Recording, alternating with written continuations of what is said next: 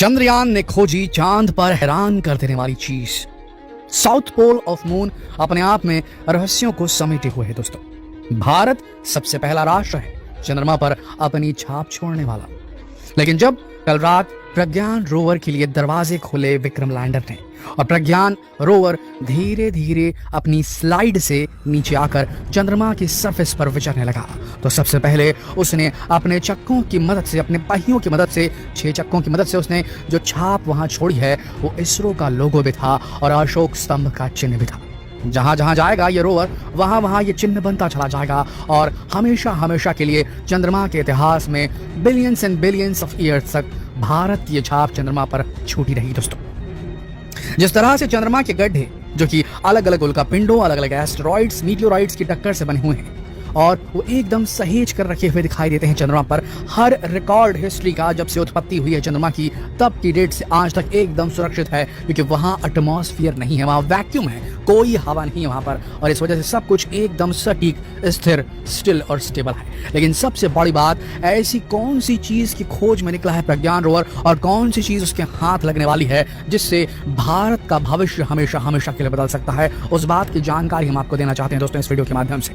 सबसे पहली चीज वहां जो मिलने की 101% चांसेस है, और बहुतायत में अगर मिला तो ये भारत के लिए जबरदस्त इंफॉर्मेशन हो सकती है। उसके बाद या तो भारत किसी दूसरे एडवांस कंट्री के साथ में जो है एक कोलैबोरेशन करे वहां खनन करने के लिए, या तो खुद ही कोई मिशन भेजकर काम शुरू करे। तो वो पहली चीज है सिलिकॉन। जी हाँ दोस्तों, ये सिलिकॉन वेफर्स और सिलिकॉन चिप्स ही होती हैं जो आज की तारीख में क्वांटम कंप्यूटर्स तक को ऑपरेट करने के लिए जरूरी होती हैं। जो नॉर्मल कंप्यूटर्स उनमें सिलिकॉन चिप तो लगती है, सेमीकंडक्टर बनाने के लिए सिलिकॉन कितना महत्वपूर्ण है हम सब जानते हैं, और आने वाले वक्त में ये इसकी जो शॉर्टेज है वो धरती पर हो सकती है। सिलिकॉन एक बेहतरीन चीज है सेमीकंडक्टर बनाने के लिए और इसकी बेहद जरूरत है धरती पर। ये एक ऐसी चीज है जो 101% वहां मिलने ही वाली है जो प्रज्ञान खोजेगा, क्योंकि वो इलाका जो साउथ पोल का है वहां पर कुछ वैल्यूबल चीजों का कंसंट्रेशन ज्यादा मात्रा में। देखिए सिलिकॉन जो है वो धरती पर भी मौजूद है लेकिन बहुत कम मात्रा में इधर उधर स्कैटर्ड है, छितराया हुआ है।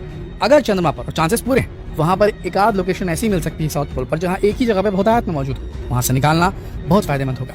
सिलिकॉन के अलावा हीलियम 3 के भंडार बहुतायत में हो सकते हैं। देखिए हीलियम 3 चंद्रमा पर मौजूद है, इसमें कोई डाउट नहीं है, लेकिन हीलियम 3 आती कैसे है? हीलियम 3 जो है ये सबसे इंपॉर्टेंट चीज पहले जान लेते हैं। हीलियम 3 जरूरी क्यों है? हीलियम 3 की मदद से धरती पर कुछ इस प्रकार के न्यूक्लियर रिएक्टर्स को ऑपरेट किया जा सकता है जिनमें न्यूक्लियर फ्यूजन हो। ये वही प्रोसेस है जो सूरज पे होती है, सूर्य पर होती है, और वो पूरे सौर मंडल को अपनी ऊष्मा देता है।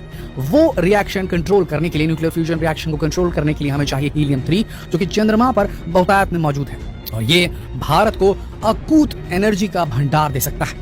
एक ऐसी एनर्जी जो almost near to green energy होगी, जिसमें कोई हार्मफुल गैसेस, कोई हार्मफुल न्यूक्लियर वेस्ट निकलने की कोई गुंजाइश नहीं होगी, और यही भविष्य है आने वाले पीढ़ी का एनर्जी के लिए।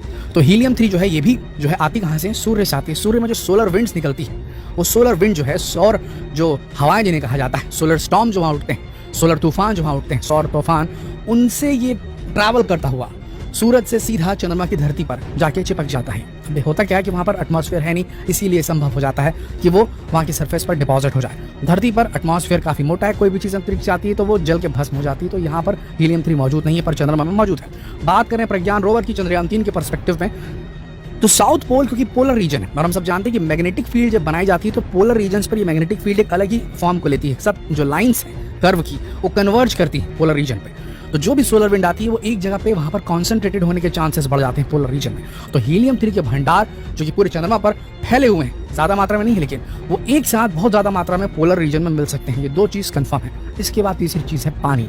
इन तीनों चीजों के अलावा टाइटेनियम, गोल्ड और सिल्वर भी मिल सकता है। तो इंतजार चल रहा है। आपको बता दें प्रज्ञान रोवर 1 सेकंड में 1 सेंटीमीटर मूव करेगा और विक्रम लैंडर के आधा किलोमीटर के रेडियस में वो ऑपरेट करेगा, समझ रहे हैं? और आधा किलो के रेडियस में जो ऑपरेट करेगा वहां बहुत सारी चीजें मिलने की गुंजाइश है। 14 दिनों तक एक छोटे से इलाके का वो सर्वे करेगा। अपने आप में एक वैज्ञानिक है, वो एक चलती फिरती लैबोरेटरी है, सिर्फ फोटो खींचने वाला फोटोग्राफर नहीं है दोस्तों। तो बहुत सारी इन्फॉर्मेशन आएगी। हम सबसे पहले